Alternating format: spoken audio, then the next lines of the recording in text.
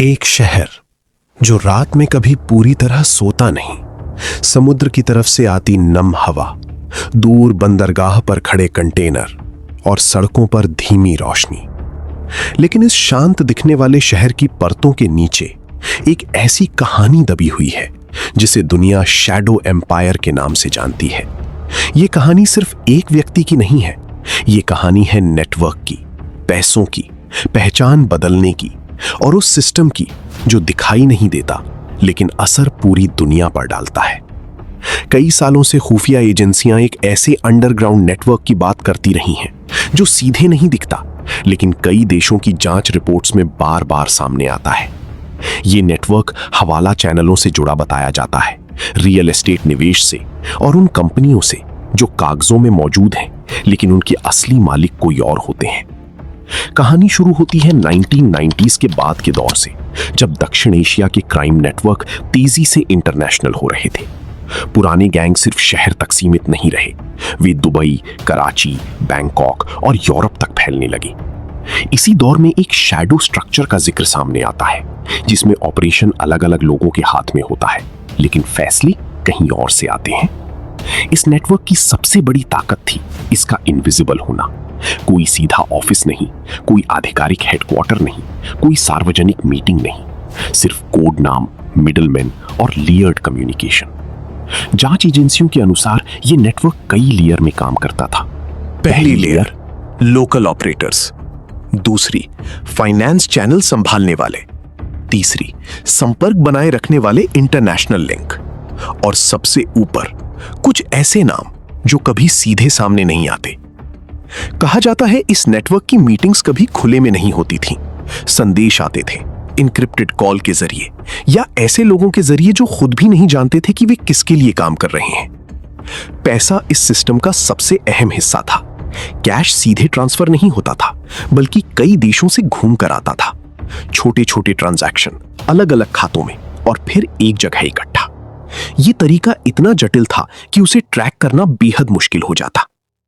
लेकिन सवाल उठता है, इतने बड़े नेटवर्क को छुपाया कैसे जाता है? जवाब है साइलेंस। कोई सार्वजनिक बयान नहीं, कोई इंटरव्यू नहीं, कोई सोशल मीडिया मौजूदगी नहीं, सिर्फ अफवाहें, रिपोर्ट्स और खुफिया दस्तावेज। कई रिपोर्ट्स में दावा किया गया कि नेटवर्क के कुछ सदस्य वैध बिजनेस का इस्तेमाल कवर के रूप में करते थे। रियल एस्टेट, ट्रेडिंग और इंपोर्ट एक्सपोर्ट कंपनियां। कागजों पर सब सामान्य लेकिन अंदर से अलग कहानी। धीरे धीरे ये नेटवर्क सिर्फ एक शहर तक सीमित नहीं रहा। कनेक्शन खाड़ी देशों तक, फिर यूरोप, फिर अफ्रीका तक फैलने लगी। हर जगह लोकल पार्टनर, हर जगह नया नाम और हर जगह अलग पहचान। इस सिस्टम की सबसे दिलचस्प बात थी डिसेंट्रलाइजेशन। कोई एक व्यक्ति सब कुछ कंट्रोल नहीं करता लेकिन सब कुछ एक दिशा में चलता है, जैसे कोई अदृश्य धागा सब कुछ जोड़ रहा हो।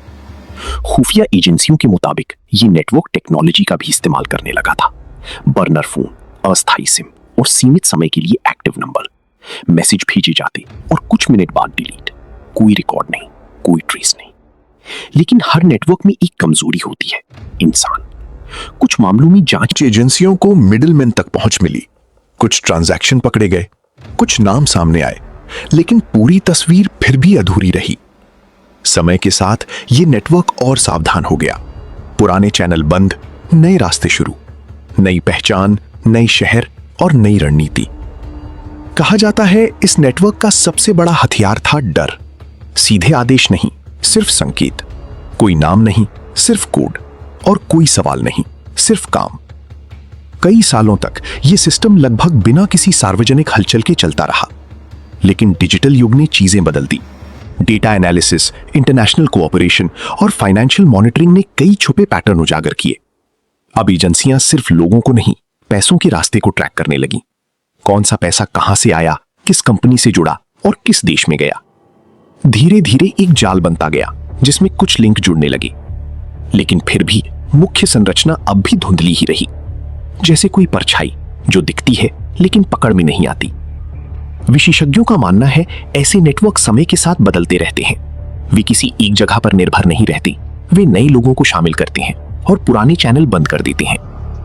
इसलिए ये कहानी सिर्फ अतीत की नहीं है, ये कहानी उस सिस्टम की है जो लगातार इवॉल्व करता रहता है।